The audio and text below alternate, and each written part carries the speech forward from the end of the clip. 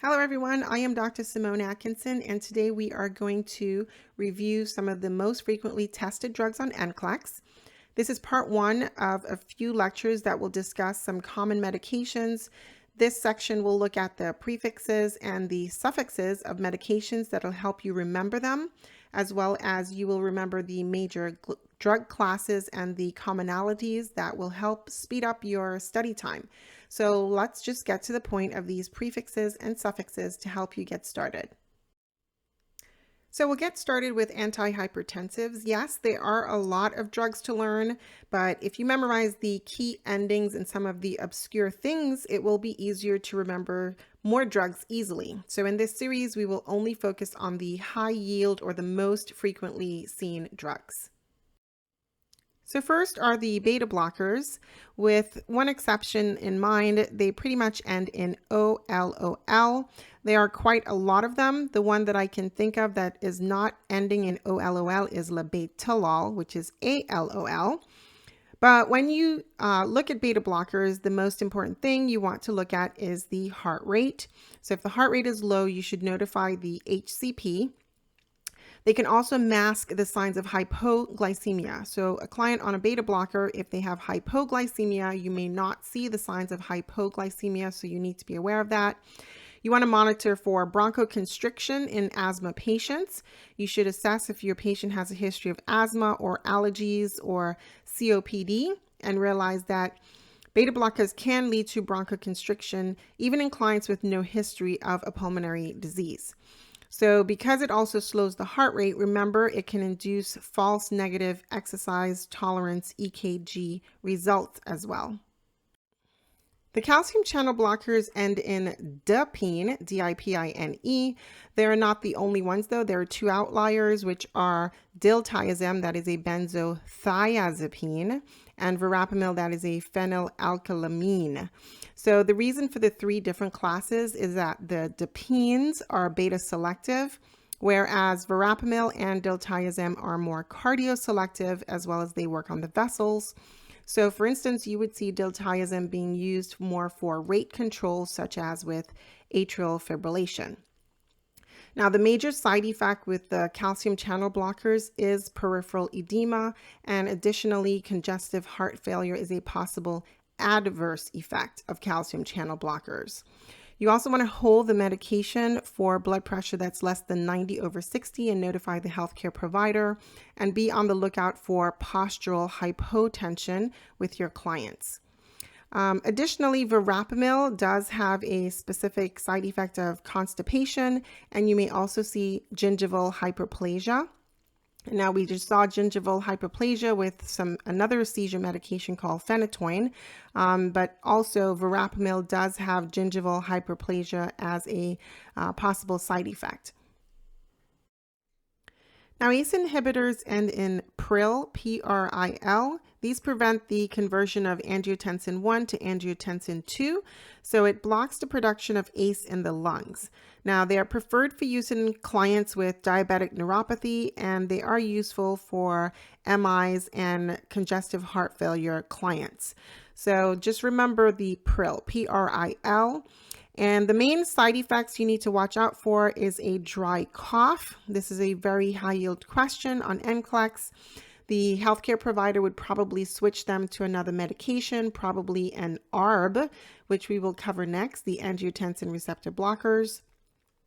And additionally, you'll also see high potassium as a common side effect. So you will want to monitor potassium levels as well as liver enzymes, bilirubin, BUN, and creatinine in these clients. Now, also CBCs would be useful because they can also cause leukopenia, pancytopenia, and thrombocytopenia. Now, occasionally angioedema can also be an adverse effect when taking ACE inhibitors, so be on the lookout for any swelling in the face, the tongue, the eyes when they're taking ACE inhibitors, and when they're taking their first dose, be on the lookout for hypotension. Now we have the ARBs, which you will recognize with the ending sartan, S-A-R-T-A-N. The ARBs have similar side effects to the ACE inhibitors, which include angioedema, which is a medical emergency. Additionally, you do want to be cautious using them in clients with liver disease, and you will not want to use them in pregnant and lactating women. Now, the ACE inhibitors and the ARBs both have potential elevation of potassium, so you will want to monitor potassium levels with the ARBs as well, and have the clients avoid using salt substitutes because of the potassium content. Now, ARBs will cause hypotension, so if a client is also using diuretics, caution needs to be adhered to, and look out for severe hypotension. Now we have the loop diuretics, and there's no main ending for all the loop diuretics, but the two that are important to look at here are furosemide and torsemide. These are very commonly used. The one that is a little bit different is the ethacrynic acid, because the name is a little bit weird, but what's important about the ethacrynic acid is that it does not have sulfur. So loop diuretics cannot be given to clients with sulfur allergy, and therefore this is a common question. So ethacrynic acid is useful here for a client who has a sulfur allergy. Ethacrynic acid can be given as a diuretic. Now with the loop diuretics, you want to avoid giving them too late in the day. You want to give them early in the day so you can avoid nocturia. Additionally, give it very slowly because it can cause severe hypotension if given too quickly. So don't give more than 20 milligrams per minute. And loop diuretics also, we lose potassium, so it can cause hypokalemia. And if you just think of loop diuretics as losing everything, you also can lose a lot of calcium with loop diuretics. So not only do you lose potassium, but you can also lose calcium. And if you give loop diuretics for a very long time, they become ototoxic, where our clients will start indicating that they're having ringing in the ears. So now we will switch gears a little, and we will look at some of the antibiotics with some common endings. So first we talk about tetracyclines, and yes, one of the tetracyclines is tetracycline. So common antibiotic questions that will focus for tetracyclines include information about bones and calcium and cations. Now the tetracyclines, they bind to calcium, so we would not give them to children under 8 or to pregnant women because they will keep the fetal bones from growing, and it slows the rate of bone growth. So again, tetracyclines, don't take them with milk, iron, or antacids, not given to children under 8, and no pregnant or lactating women. Now they will cause yellow-brown tooth discoloration. Additionally, they are toxic to the liver and to the kidneys, so we would not be using them in clients with renal disease.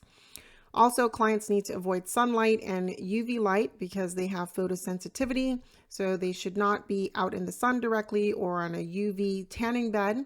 We want them to wear protective clothing, sunglasses, and sunscreen. Penicillins are old but good drugs, so be on the lookout for allergies. That's the most important thing. They only work with gram-positive bacteria. However, you want to ensure that your client has a wristband on for allergies, and we should recommend to them also to wear an ID alert bracelet to say that they are allergic to penicillins. Next, we have aminoglycosides, which are the mycin. So just think of mice when you're thinking of aminoglycosides. And if you think of them as being a nuisance, you can remember them by just being gnats.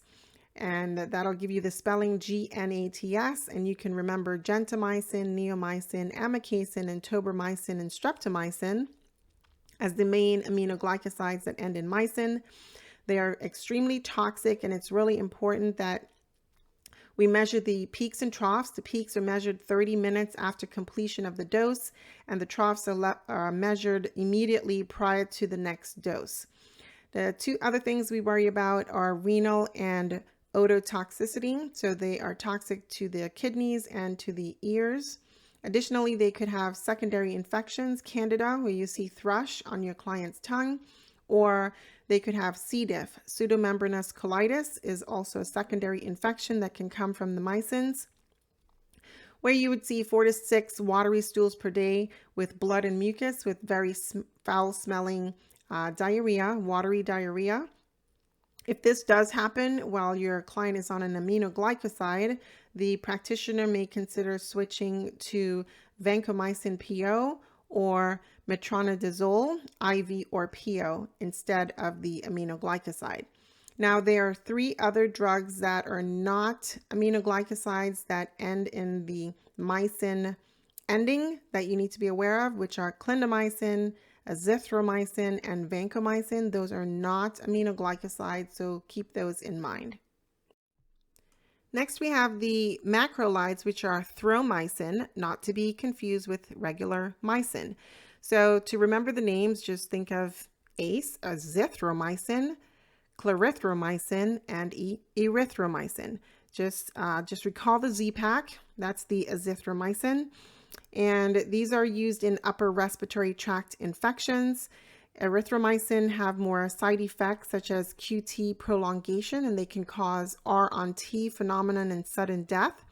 Additionally, with the macrolides, you can often also see C. diff as a side effect.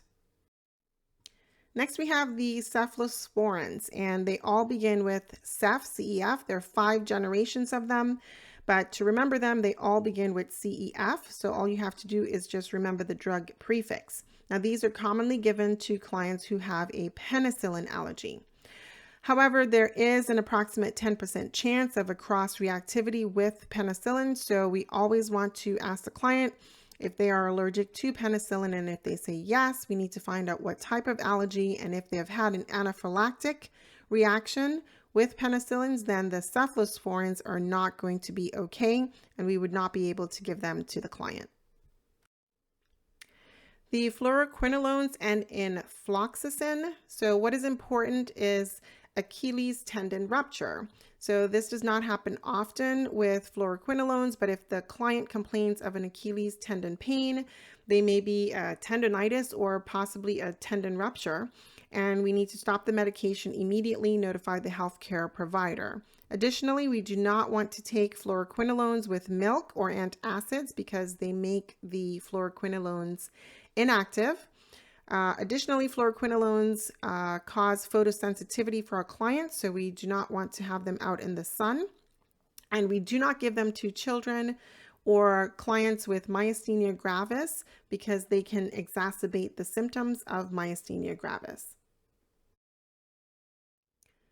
So that is it for now. On our next video, we will discuss the antivirals and antifungals as well as the psychiatric medications. So please join us in our next video for the continuation of the most important medications that you need to know for NCLEX. If you found this video helpful, please give it a thumbs up and subscribe to the channel, and please share it with your other nursing colleagues.